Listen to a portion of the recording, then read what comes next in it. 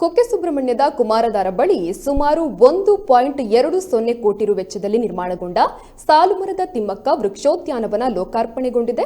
ದಕ್ಷಿಣ ಕನ್ನಡ ಜಿಲ್ಲಾ ಉಸ್ತುವಾರಿ ಸಚಿವ ಕೋಟಾ ಶ್ರೀನಿವಾಸ್ ಪೂಜಾರಿ ಹಾಗೂ ಸಚಿವ ಎಸ್ ಅಂಗಾರ ಅವರ ಸಭಾಧ್ಯಕ್ಷತೆಯಲ್ಲಿ ನಡೆದ ಕಾರ್ಯಕ್ರಮದಲ್ಲಿ ಈ ವೃಕ್ಷೋದ್ಯಾನವನವನ್ನು ಲೋಕಾರ್ಪಣೆ ಮಾಡಲಾಗಿದೆ.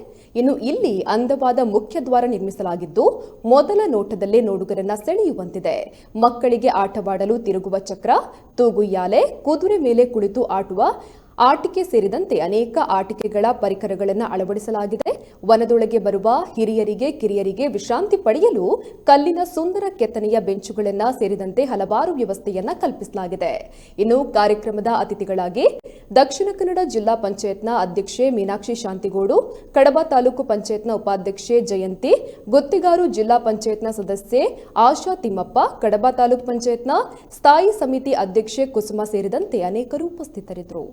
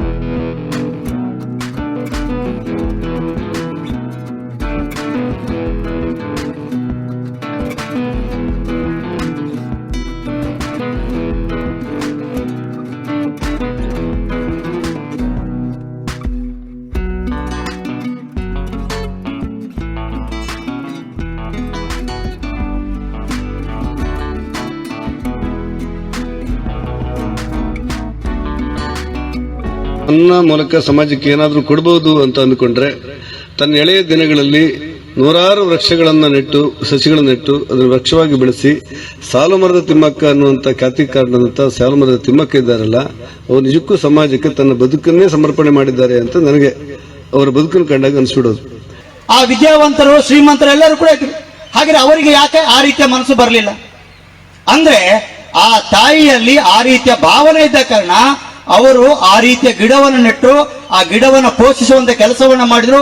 ಆ ಕೆಲಸ ಅವರ ಬದುಕಿನಲ್ಲಿ ಒಂದು ಭವಿಷ್ಯತನ್ನ ನಿರ್ಮಾಣ ಮಾಡ್ತಾ ಯೋಚನೆ ಮಾಡಲಿಲ್ಲ. ಕೊನೆಯ ಗಳಿಗೆಗೆ ಆ ಸಾಲುಮರ ತಿಮ್ಮಕ್ಕನಿಗೆ ಆ ರೀತಿಯ ಒಂದು ಗೌರವ ಬರುವಂತ ಒಂದು ಪರಿಸ್ಥಿತಿಯನ್ನ ಅವರು ಯೋಚನೆ ಮಾಡದೆ ಬರುವಂತ ಒಂದು ಸ್ಥಿತಿ ಅವರಿಗೆ ನಿರ್ಮಾಣ ಆಯಿತು.